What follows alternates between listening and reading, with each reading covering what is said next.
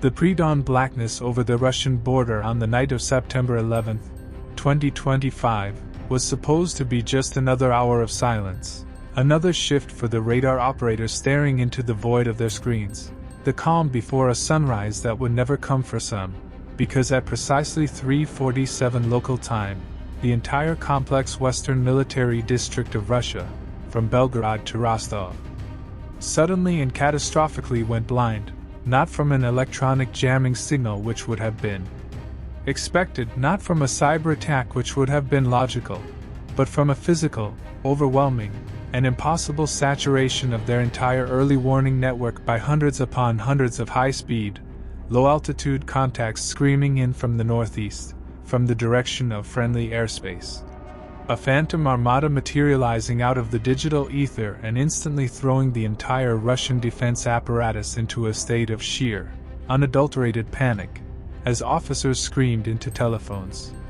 trying to ascertain if this was the ultimate system failure or the beginning of the long-feared NATO invasion, their worst nightmare playing out on the scopes in front of them as the unidentified blips ignored all hails and streaked westward at speeds that defied conventional aircraft, their flight paths a chaotic, beautiful,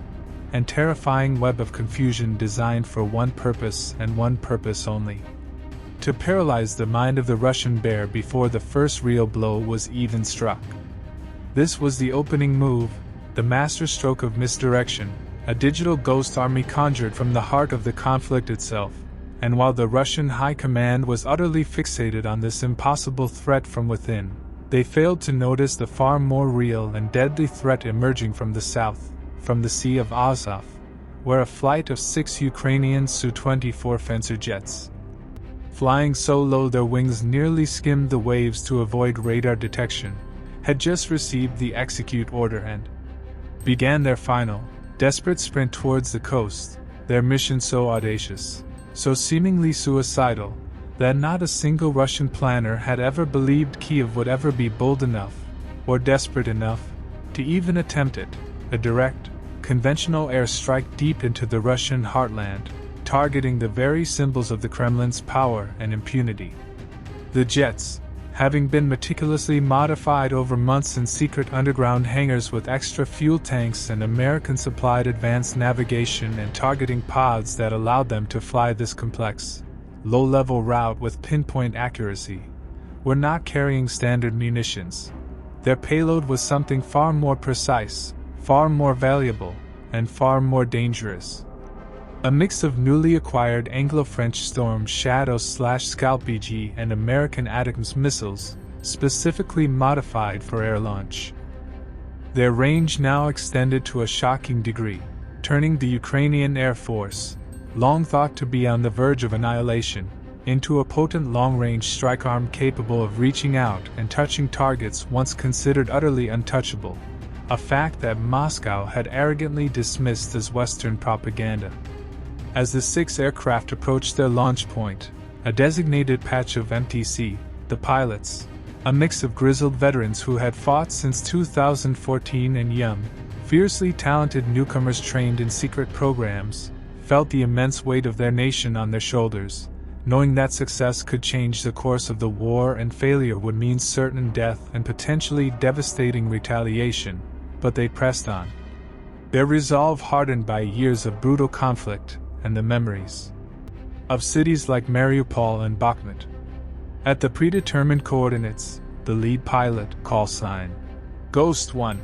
gave the order, and in a sequence that lasted less than 60 seconds, a volley of 12 cruise missiles dropped from their pylons, their engines igniting with a roar that was swallowed by the vastness of the sea,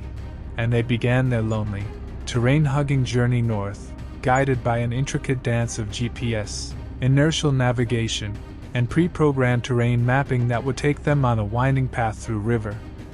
valleys and over forested hills, avoiding known air defense concentrations with terrifying efficiency. Back in the Russian defense bunkers, the chaos was only escalating. The phantom contacts from the northeast had vanished as suddenly as they appeared, leaving behind a crippled and confused air defense network that was now scrambling to reboot systems and ascertain what had just happened, a perfect moment of vulnerability that the Ukrainian cruise missiles were now exploiting. Slipping through the gaps in the defensive curtain like ghosts, undetected and unstoppable. Their targets were not random. They were the product of months of intelligence gathering by MI6, the CIA, and the legendary GUR of Ukraine, a list of high-value targets chosen not for their symbolic value alone but for their critical role in the Russian war machine. The first wave of missiles was destined for the Khrushchevskaya military airfield in Krasnodar Krai, a central hub for the Ka-52 Alligator attack helicopters that had wreaked such havoc on Ukrainian armored columns, aiming to destroy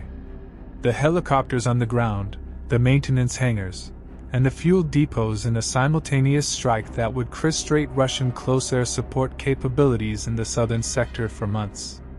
The second, even more daring wave of missiles was aimed far deeper, at the Morozovsk Air Base in Rostov Oblast, a key operating base for the formidable Su-34 fullback fighter bombers responsible for launching the relentless glide bomb attacks that were slowly pulverizing Ukrainian defensive lines, a target so well defended and so far behind the front lines that it was considered a safe haven, until now. As the missiles entered their terminal phase, their onboard seekers activated, comparing the land below to the digital maps in their memory, making final, microscopic adjustments to ensure a direct hit, and at that exact moment, Russian early warning assets finally, belatedly, began to pick up the inbound threats. But it was far too late. Sirens began to wail across the bases, but for the personnel on the ground. The warning was a cruel joke, giving them mere seconds to comprehend the incomprehensible, that the war had come home, that the airfield they believed was a sanctuary was now a target, before the world exploded around them. The simultaneous impacts were apocalyptic, a series of concussive blasts that lit up the night sky as secondary explosions from stored ammunition and aviation fuel rippled through the facilities, turning aircraft into molten scrap metal, collapsing reinforced hangars, and sending plumes of fire and smoke thousands of feet into the air. A hellish spectacle visible for miles that signaled the utter devastation of two of Russia's most critical air assets in the southern theater of operations. But the mission was not yet over. As the Ukrainian Su-24s turned for home, pushing their engines to the limit, they knew the most dangerous part was just beginning, for now the awakened Russian bear was furious and seeking revenge. With every available interceptor and surface-to-air missile battery along the coast scrambling to hunt them down, turning the sky into a lethal gallery of seeking radars and screaming missiles. The flight back was a nightmare of evasive maneuvers, chaff, and flares, as the pilots jinked and weaved, relying on their low altitude and electronic countermeasures to survive, a running battle against an enemy that now knew they were there and was throwing everything it had at them. And in a heartbreaking sacrifice, one of the jets, call sign Ghost 3, piloted by a husband and wife team, deliberately turned into the path of an incoming missile to draw it away from the rest of the formation, their final transmission a simple, Slava Ukraini. Before their signal vanished from the screen, a loss that would haunt the survivors forever but would ensure the others could live to fight another day. The remaining 5 aircraft, battered but alive, crossed back into Ukrainian airspace as the first rays of the sun began to illuminate the horizon, where they were greeted by a flight of Ukrainian MiG-29s providing top cover and were escorted to a secret, dispersed landing strip, their mission an unqualified, spectacular success that would instantly be etched into the legend of the Ukrainian Air Force. The aftermath of the raid was a whirlwind of denial, confusion, and fury from the Kremlin, which initially claimed the explosions at the airfields were the result of accidental ammunition mishaps, a transparent lie that was quickly overtaken by satellite imagery from commercial providers showing the unmistakable and extensive damage, proving beyond a shadow of a doubt that Ukraine had indeed struck with devastating effect, a propaganda victory as powerful as the military one. The implications of this single raid are staggering, rewriting the rules of the conflict and proving that Ukraine now possesses the capability and the will to project power deep into Russian territory, shattering the myth of Russian air superiority and homeland inviolability, and sending a clear message to Vladimir Putin that no asset, no matter how far from the front lines, is safe. That the cost of his invasion will be paid not just by his soldiers in Ukrainian fields, but by his military infrastructure on Russian soil, a strategic shift that could potentially force Moscow to divert precious air defense systems away from the front to protect its own rear, thereby easing pressure on Ukrainian troops.